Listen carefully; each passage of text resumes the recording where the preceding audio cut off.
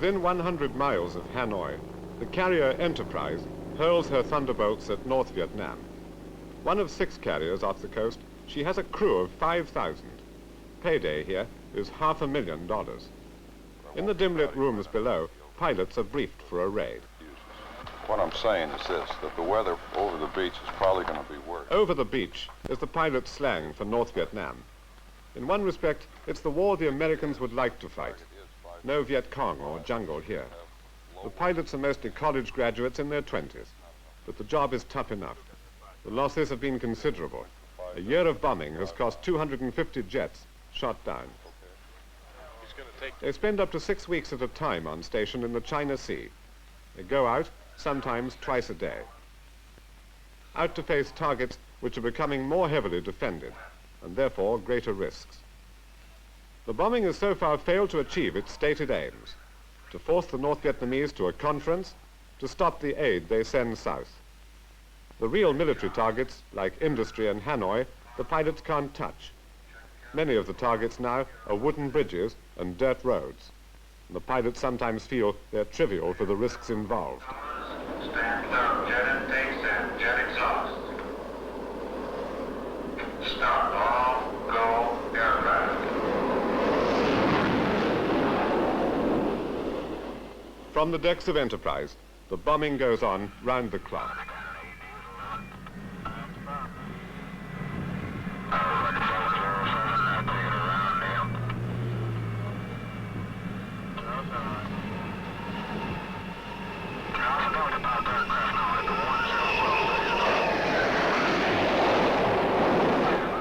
They're away for an hour or so. No losses this time. The bombing gets closer to Hanoi. It's now more intense. But the big ship is pulling her punches. What do the pilots say the bombing achieves? I think it's pretty clear that it's disrupted the lines of communication and transport. How do you notice that? How do you know? Well, simply because we've cut all the roads and knocked down most of the bridges, and of course the intelligence people tell us this. I'm not sure how managed that news is, but I think it's pretty obvious we have a substantial effect on the supply lines. You don't really know for sure just exactly how much damage you are doing, and I think most of us would like to know, would like to have a firm idea. We probably don't.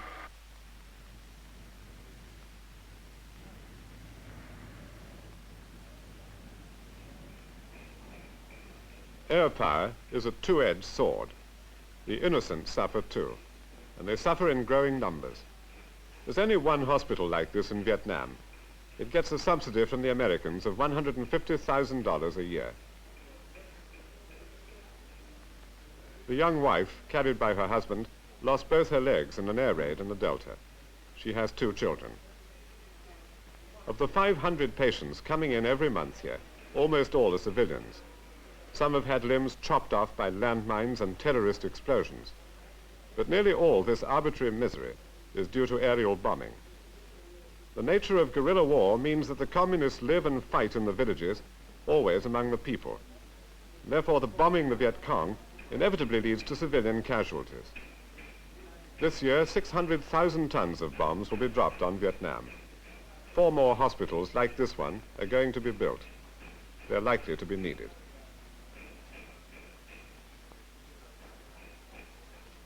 This woman is pregnant. She's lost a leg.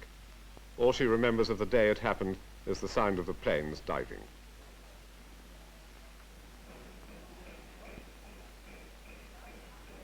An American sergeant often comes to the hospital in his spare time. On his own initiative, he goes out and collects small, limbless patients from the Delta area where he's stationed. We is for fitting or for finish also? No, you fitted him last week. And today finish, eh? Today finished. Yeah, you take back, eh? Yes. Yeah. How many other In an average week, he'll bring to the hospital about 8 injured children. We'll help to see that they get new limbs. If they are ready to go back, we can take them back. No, you see, some because you come Saturday. And we take measurements on Tuesday because Monday was holiday. Monday, yeah. Yes, sir.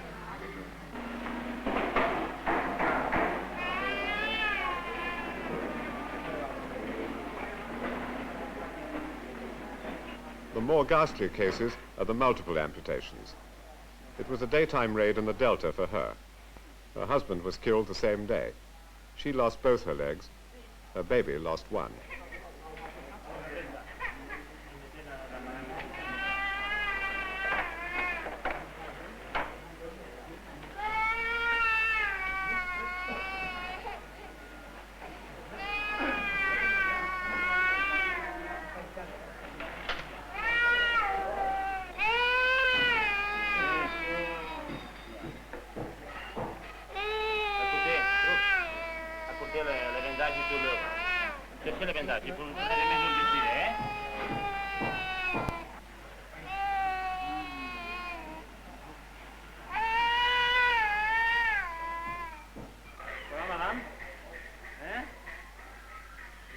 When the stumps have healed, the technicians make careful measurements of what's left.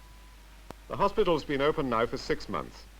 In that time, it's fashioned 850 new limbs. The devastating effectiveness of air power may well convince the Viet Cong that there can be no total victory. Airstrikes are what the Viet Cong fear most. It's inflicted bloody defeats. But this is a political as much as a military war. It's difficult not to conclude that airstrikes give the Viet Cong a political advantage.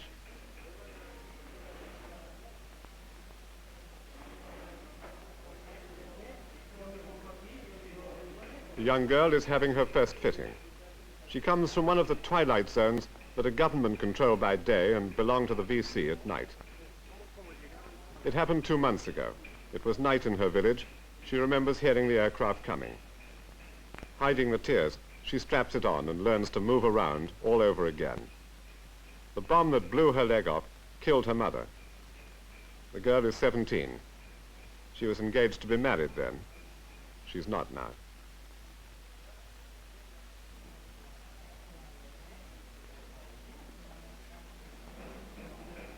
The artificial limbs are made by Juan Monros, an expert the Americans brought here from Spain.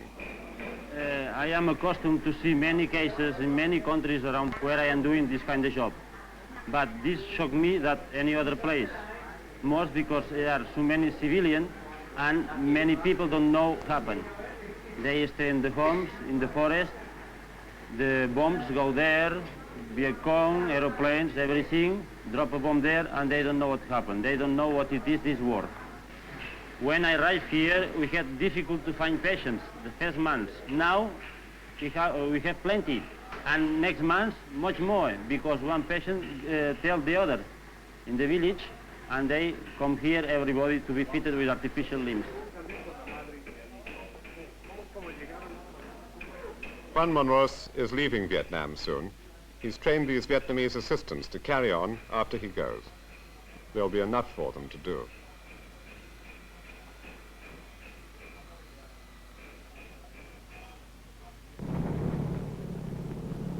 There's another kind of war. Down the jungle paths among the villages, the Americans try to expand their lavish aid programs. Their efforts to raise the standard of living are all too often met with Viet Cong sabotage. This area near Saigon is barely secure. The VC are in full control, only 2 miles away. A young American from Mississippi is in charge of United States aid projects in this province. It's still a contested area in the battle for mines. A crash course in the States taught him Vietnamese. Ở nhà mình làm nè. Ông làm luôn không? Làm chút chút vậy nè. Ông có nước không? Có chứ. Ở đâu? Ông trồng rau không? Hả? Ông trồng rau không? Rau hả? Dạ. Có lâu không? Lâu mà. Lâu. Nay có chừng. He's in the front line as much as any soldier. I asked Dessay Anderson what they were building here. This is one of several farm demonstration projects which we have here in the province. And this particular project which we're looking at right now is a dam and a hydraulic ram project, we've dammed up the water here and it will be forced up through this ramping system so that crops can be raised the year round. You provide all the money for this, but how important is it that they work on the thing themselves? Well, this is critical so that they begin to achieve some sort of emotional involvement with the governmental system. And we feel that this makes a lot of difference, for example, in whether or not the Viet Cong would try to destroy or hinder the project in any way. How hampering. genuine do you think this demand of theirs is for things like schools? Or is it a demand of your creating? Well, in a certain measure, certainly it is partially stimulated. But, for example, as far as classrooms are concerned, we've programmed 41 classrooms in the province, a provincial budget for this year.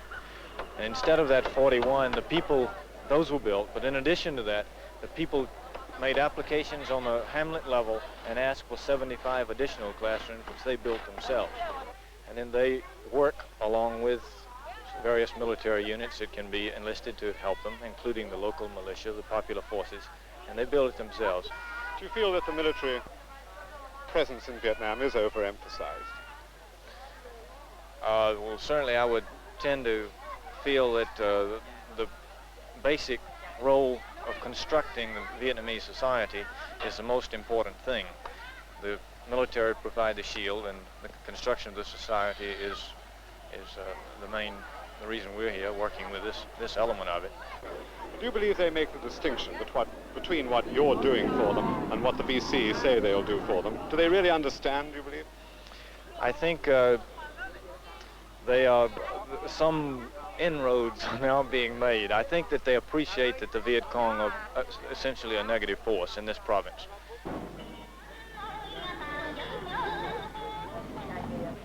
I'll tell you what, we buy 2 pair. Him buy a pair, I buy a pair, 100 feet. Make it 3 pairs. 100 feet. Oh, wait, 3 pair. 1, 2, 3 pair. 200. 3 for 200. 225. Oh, dinky down, dinky down. Me number 1, you number 1. We friends, okay? Okay? The 300,000 Americans in Vietnam have another impact. Their aid projects and their pay packets have erupted like a volcano in the middle of the economy. The black market in American consumer goods spreads like lava over the pavements of Saigon, a tide of inflation. It's all smuggled out from the American service canteens. The GIs find that many things intended only for them they can't buy anymore, and they too have to shop out on the footpaths. We go to the PX, we buy the lighter fluid, we bring it downtown, we trade them for, well, the lighter fluid cost us 26 cents, American money. We come down here, we sell it for 100 piastres, which is about, 85 cents. They put it on the market, they turn around and sell it for 120p. We try and buy it back, they charge us 140p. So we try, go to the PX and get things and come back down here and trade, swap across. And we get our things back for the same price we had to pay for them originally. I'm hungry too, Mama Son. I'm hungry GI. I have many baby sons to feed. I have no money. Very, very nice. Number 1, right? Number 1. This your child? No, she's just begging for herself. No, Mama Son. 0. 0. Let's go. Didi, Didi, Didi, Didi, Didi, Didi, Didi. Thank you.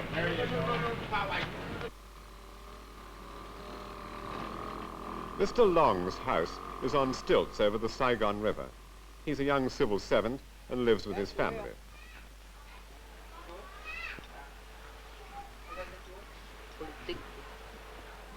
It's a typical Sunday lunch. They're Buddhists. They eat well despite the galloping cost of living. Food is good and fairly cheap. His father worked as a minor civil servant for the French in the post office.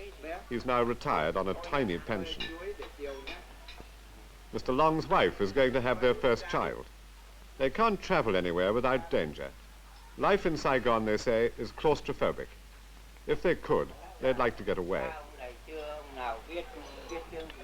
All they've known for 20 years is war. In spite of having plenty to eat, Mr. Long and his family feel a sense of despair.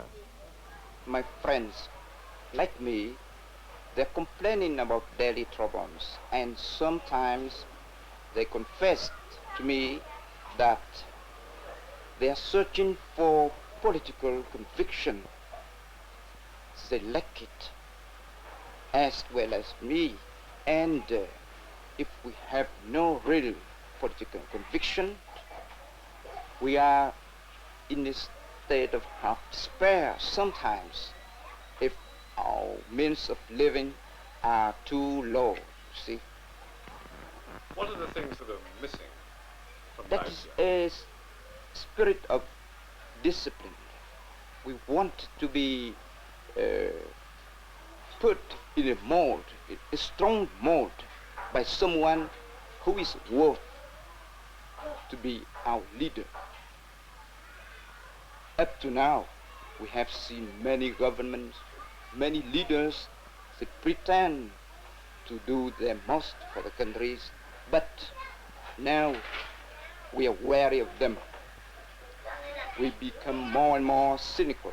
That's not my own opinion, that is the same for many of my friends.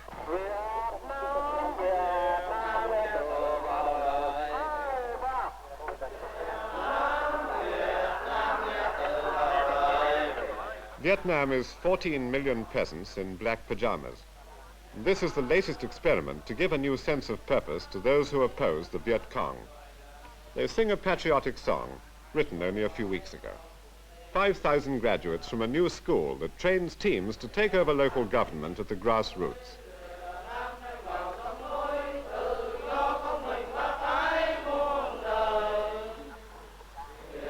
They'll now go out to Vietnam's 43 provinces. They'll take over local government after troops have cleared out the VC. There have been about 70 previous attempts along these lines. They've failed. This is the most ambitious yet.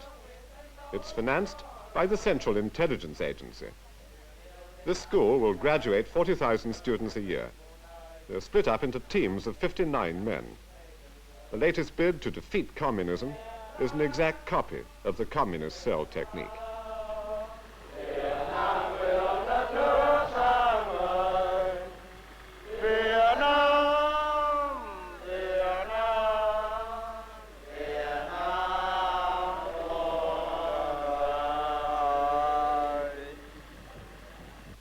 Each 59-man team is composed of one team leader with one small staff, which is composed of 3 medics, 1 psychological warfare man, 1 intelligence man.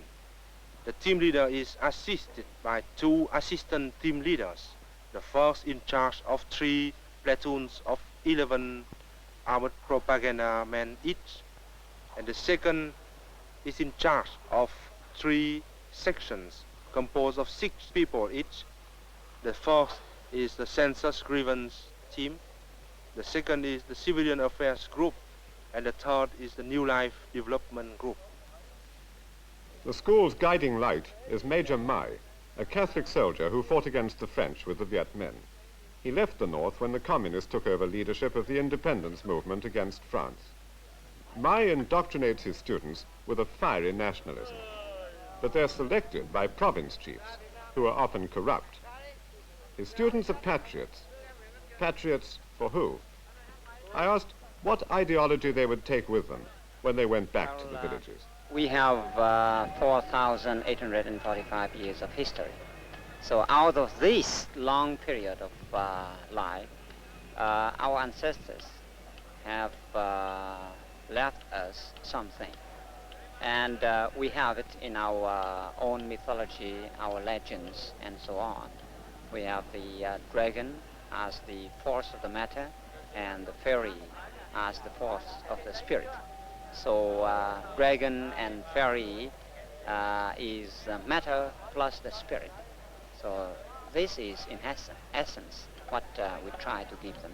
But the reality, if you talk about matter and spirit, the reality is civil war in the country, and Lord knows how many governments in Saigon in the last few years. Now, what do these people represent?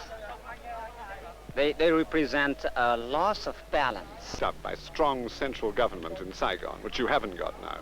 Well, for the peasants, government doesn't go further than the district level. So what happens in Saigon doesn't really matter. The revolutionary cadres pledged loyalty to the fatherland. They vowed to be well-disciplined, without self-interest, to unite to fight the communists. Did he have any in his village? I Trong tỉnh của anh có nhiều cộng sản không? Dạ, trong tỉnh tôi thì có chỉ du kích thường thôi, như tỉnh An Giang. There are several guerrillas in my province. Several what? Guerrillas. Several guerrillas. What will he do to them if he catches them? Khi nào mà anh bắt được những các cái người du kích cộng sản đó thì anh làm gì đối với họ? Dạ, khi bắt được du kích cộng sản thì nếu mà những người đó là những người mà căm thù nhất sâu sắc của tôi thì tôi sẽ đem mà giết. If these guerrillas are those whom I really hate, then I'll kill them.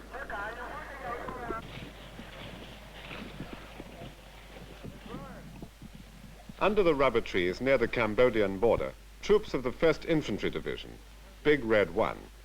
The American offensives are now penetrating Viet Cong base areas like this that have been inviolate for many years.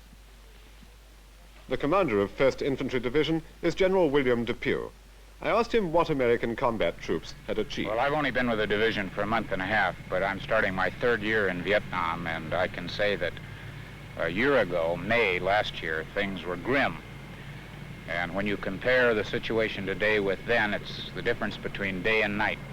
The VC were closing in on Saigon, roads were closed all over the country.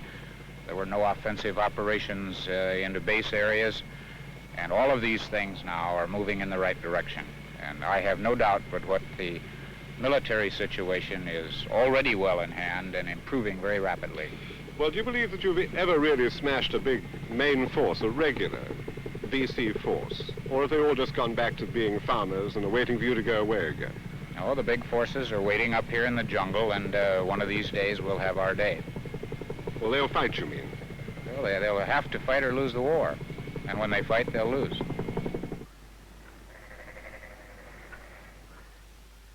Dawn, in the sticky heat and fear of the jungle, the troops of Big Red 1, a battalion operation. They've been marching all through the night, 10 miles. Somewhere ahead is their objective, a Viet Cong village which hasn't been entered by government forces for nearly 10 years. The division has a psychological warfare officer who's planned the attack. They'll circle the area. We will then announce to the people that the place is cordoned off, that there's no escape, that you must form at the place that the district chief says, which is in this case a burned out Catholic church. We'll assemble all the people there, tell them to bring their identification cards. They will then be checked by the military security service. But how do you know who these people will be? We're bringing with us 4 people that escaped from this hamlet several months ago and are now living under a government-controlled hamlet. And they'll point out the VC to you? They will come right out and finger each man. They will point out who is a VC, who is on the blacklist, who are part of the cadre. We're actually routing out the VC infrastructure to assist the government authorities in our efforts. Now, what happens to the VC when you do identify them, when these men do point them out? If they run, blap. That's it. If Blap? they run. What's that? Well, have you ever heard an AR-14 fire in the jungle? It's blap. You'll kill him. Yes, right.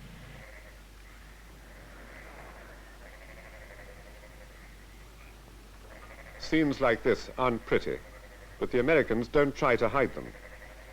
The Viet Cong and their methods behind their lines are not open to scrutiny.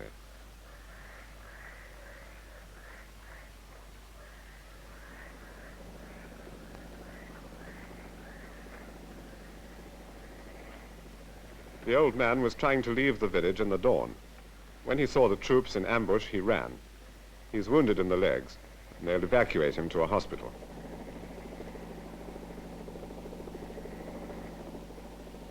Intelligence reports had told the troops during the night that they could expect to find 600 VC in this village.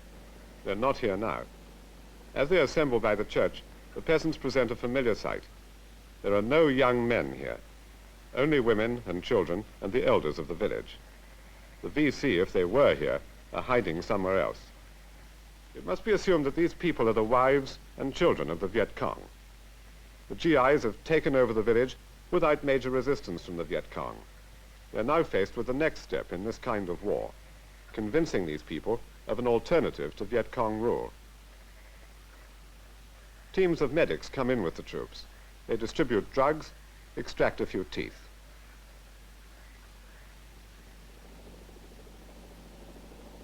The inhabitants are going to be resettled in another village 5 miles away. They want to know when they can come back. They can't. Tonight the village will be blown up by artillery.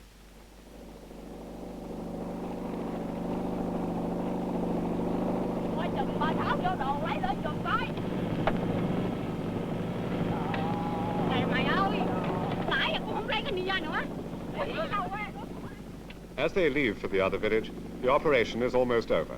The Americans are pulling out.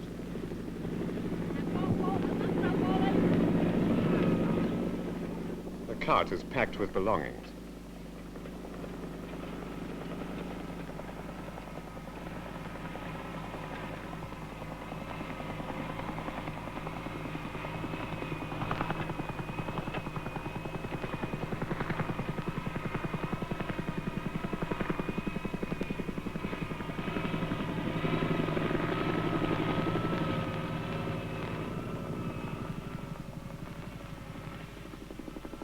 The Viet Cong have been here 10 years, the Americans 3 hours. The war in Vietnam, at the last, is the war for the heart and mind of this woman.